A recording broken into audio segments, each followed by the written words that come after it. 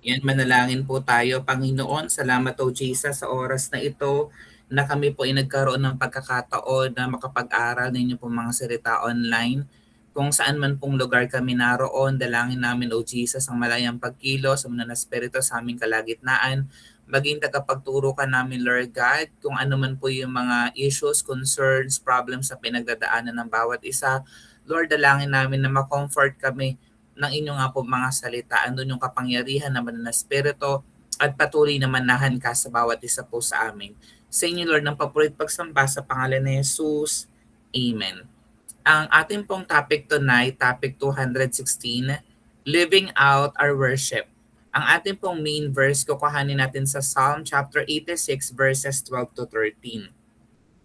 Ang sabi po ng New Living Translation, with all my heart, I will praise you, O Lord my God. I will give glory to your name forever, for your love for me is very great.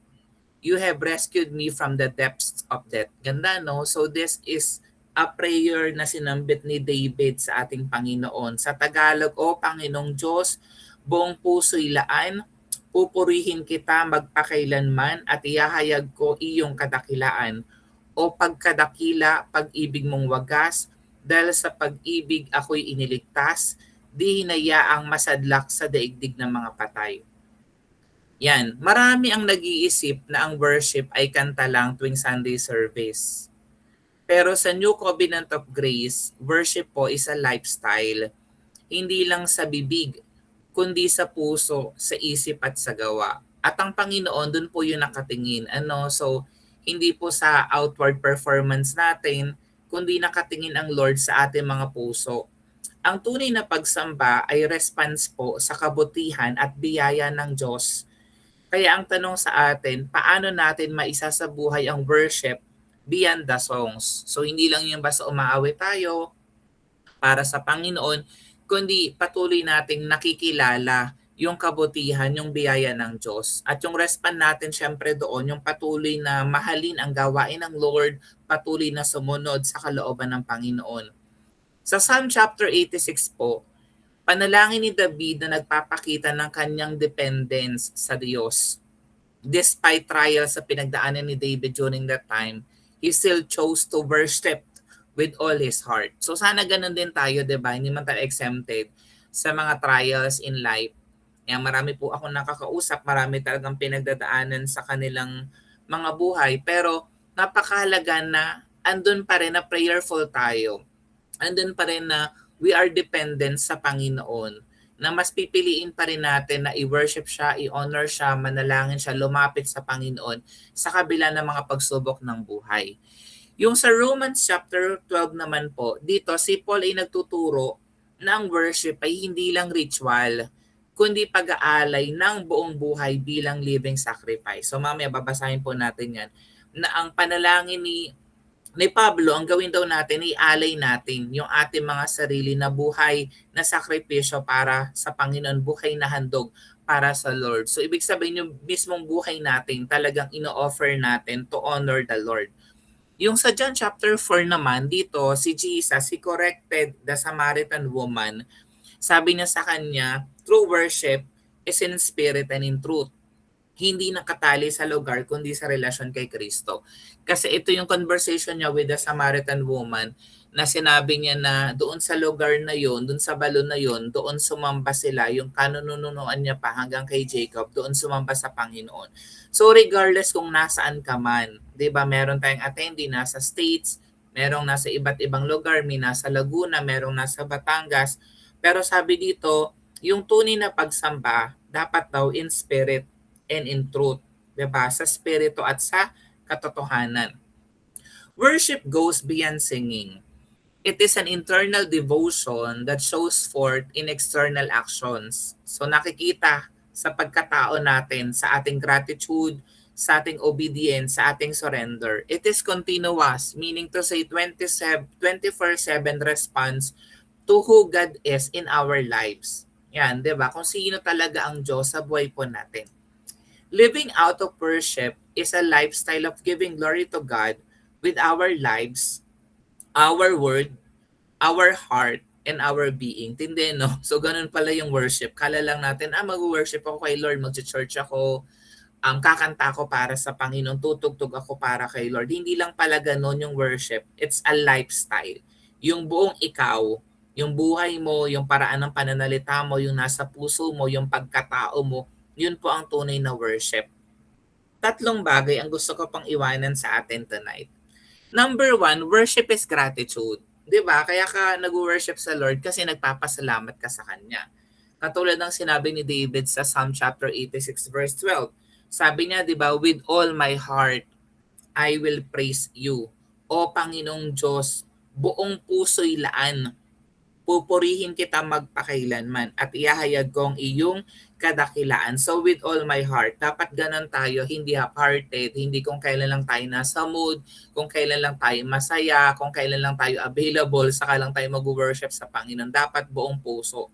Sa New Covenant, hindi tayo nag-worship para makuha ang favor ng Diyos, kundi dahil binigay na niya ang biyaya sa pamamagitan ng ating Panginoong Heso Kristo. Yun po yung good thing na tayo po inasa bagong covenant na. Kasi in the old covenant, talagang kailangan nilang mag-perform, kailangan nilang gawin to, gawin yan para makuha nila yung pabor ng Panginoon.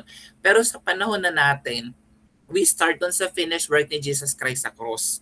'Di ba? Kaya hindi na po tayo nag-worship para makuha yung favor ng Diyos, kundi it's a respond to the love na tinanggap natin mula sa Panginoon nung binigay niya si Jesus Christ para tayo po'y mapatawad sa ating makasalanan at magkaroon ng buhay na walang hanggan. So ano pong application nito? Ang bawat answered prayer, I'm sure marami yan, bawat probesyon at bawat kaligtasan ay dapat magbunga ng pasasalamat. 'Di ba? Na yung araw na to muli nagkaroon ka na naman ng pagkakataon, buhay pa po tayo, 'di ba? Humihinga tayo. Meron sa atin buo yung pamilya natin, walang sakit at karamdaman, 'di ba? Kumakain tayo 3 beses sa isang araw. So dapat patuloy po tayong nagpapasalamat sa kabutihan ng ating Panginoon. Yung point number 2 natin, worship is all about obedience. More than we are grateful to God, kailangan marunong tayong sumunod sa Panginoon. Diba yung Romans chapter 12 verse 1 to 2, offer your bodies as living sacrifice. Kaya nga mga kapatid, alang-alang sa masaganang habag ng Diyos, sabi ni Pablo, ako'y nakikiusap sa inyo na ialay ninyo ang inyong sarili bilang isang handog na buhay, banal at kalugod-lugod sa Diyos. Ito ang karapat-dapat na pagsamba ninyo sa Diyos. Huwag kayong makiayon sa takbo ng mundong ito. Sa halip, hayaan ninyong baguhin ng Diyos ang inyong pag-iisip upang maunawaan ninyo ang kanyang kalooban. Sa gayon, magagawa ninyo kung anong mabuti, kalugod-lugod at ganap na kalooban ng Diyos. So minsan andun lagi tayo dun sa endpoint. Na pag tinanong kita, di ba, gusto mo naman talaga magpakabuti. Gusto mo naman din talaga maging kalugod-lugod sa paningin ng Diyos. Sumunod sa kalooban ng ating Panginoon. Pero nakalagay po dito, ano po bang dapat natin gawin, 'di ba? Sabi niyan, huwag tayong makiayon sa takbo ng mundong ito. Hayaan daw natin na baguhin ng Diyos ang paraan ng ating pag-iisip. Paano po ba mababago yung paraan ng pag-iisip po natin? Siyempre sa pamamagitan ng kanyang mga salita. Don't you realize the more na nag-aattend tayo ng Bible study, umaattend ng prayer meeting, umaattend ng Sunday service, 'di ba? Nagbabasa ng salita ng Diyos, nag-worship sa Panginoon, di ba nababago yung paraan ng pag-iisip po natin? Dahil nababago, the way we think, di ba, nagagawa na natin yung mga bagay na kalooban ng ating Panginoon. Example pa nito, di ba, si Abraham offering Isaac sa Genesis chapter 22. His obedience was counted as worship. Di ba, sa Genesis 22, 8-12. Sumagot si Abraham, anak, ang Diyos ang magbibigay niyon. Kahit nagpatuloy sila sa paglakad kasi naghahanap ni sa Isaac, nasaan yung ihahandog nila? Kasi umakyat sila ng bundok, 'di ba? Wala silang dalang pang-offer. Hindi alam na Isaac na siya pala yung iaalay. Then sa pagsapit nila sa lugar na tinuro ng Diyos, gumawa ng altar si Abraham, inayos niya sa ibabaw nito ang panggatong at inihaga si Isaac matapos gapusin. Nang sasaksakin na niya ang bata, tinawag siya ng anghel ni Yahweh at mula sa langit ay sinabi, Abraham, Abraham. Narito po ako, sagot ni Abraham. Sinabi ng anghel, huwag mong patayin ang bata. Huwag mo siyang saktan. Natiti ako ngayong handa kang sumunod sa Diyos sapagkat hindi mo ipinagkait sa kanya ang kaisa-isa mong anak. Kita mo 'di ba, to the point na kailangan niyang i-offer yung kanyang anak pero ginawa pa rin ni Abraham. Bakit? Because worship is obedience. Naunawaan niya yung kahalagahan ng pagsunod. Worship is not just songs, but choices. Ang pagsunod sa kalooban ng Diyos ay pinakamataas sa anyo ng worship. Bakit? Kasi 'di ba, unlike yung mga songs, sinasabihin mo lang naman yung kanta, 'di ba? Pero yung pagsunod, ikaw yung pipili noon. It's your choice. Diba? It's your decision. Atin ba ako ng Bible study ngayon? Atin ba ako ng prayer meeting? Magsisimba ba ako sa linggo? Magpe-pray ba ako kahit walang nagmo-monitor sa akin? Magbabasa ba ako ng Bible? So ang pagsunod po sa kalooban ng Diyos, yun po yung pinakamataas na form ng worship, obedience. Ang pagsunod, kahit mahirap, ay worship na nakikita ng Diyos. Katulad ng ginawa ni Abraham. Mahirap yun, di ba? Hindi convenient para sa kanya. At I'm sure, katulad din ni Abraham, may mga decision tayo sa buhay na pinili natin sumunod sa Panginoon kahit na hindi tayo comfortable, kahit na inconvenient para sa atin, 'di ba? Kahit na mahirap para sa atin, pero pinili natin sumunod sa Panginoon. At yun po ay nakikita ng Diyos. Kung paano nakita ng Lord yung obedience ni Abraham, ganun din nakikita ng Lord ang obedience na ginagawa natin sa Kanya. Yan. Yung last point ko po, worship is surrender. Pagsuko. 'Di ba? Pagpapasalamat, pagsunod, pagsuko. Sa John chapter 4:23-24, 'di ba sabi doon ng Lord, true worshipers worship in spirit and truth. So balit dumarating na ang panahon at ngayon na nga na mga tunay na sumasamba sa Ama ay sasamba sa Kanya sa Espiritu at sa katotohanan sapagkat ganyan ang uri ng pagsambang ninanais ng Ama. Ang Diyos ay Espiritu at ang mga sumasamba sa Kanya ay dapat siyang sambahin sa Espiritu at sa katotohanan. Actually, nabibless ako dun sa mga ginagawa namin na life leaders training kahapon nga, di ba? Meron akong isang tinetrain doon na tinanong ko siya kasi nag-idol worship siya just like me, di ba? Lumaki tayo sa sumasamba sa rebulto, sa bato, di ba? Pero dumarating na po yung panahon at ngayon na ngayon na tayo raw, tayo yon mga born again Christian, tayo mga tunay na sumasamba sa Panginoon, we will worship the Lord in spirit and in truth. Hindi natin kailangan ng mga idols, ng mga images kasi the Lord is in spirit and we will worship Him in spirit at in truth sa pamamagitan ng kanyang mga salita. Yun po yung uri ng pagsamba na nais ng Lord. So total surrender. Ayan. Ang Diyos ay spirito, ang sumasamba sa Kanya, dapat sambahin siya saan? Sa spirito at sa katotohanan. Worship means surrendering control. Trusting God's grace. Ano, tindi niyan, di ba? Minsan marami tayong prayer request, marami tayong gusto mangyari sa buhay natin, pero wala tayong control, di ba? Hindi natin kontrolado ang sitwasyon. Minsan we give our best, binibigay naman talaga natin yung pinakamahusay para sa atin, 'di ba? We prayed a lot, pero kailangan andun na nagtitiwala tayo sa Diyos, sa biyaya ng Panginoon. We surrender everything to God because the Lord is always in control. He is a sovereign God, omnipotent, omniscient, omnipresent God. May mga bagay talaga na hindi natin kaya. Pero dapat sinusuko mo yan sa Panginoon kasi meron kang Diyos na able, capable, more than you could ever imagine, bigger than all of your problems sa lahat ng pinagdadaanan natin, di ba? Katulad ni Paul dun sa Philippians chapter 3 verses 7 to 8.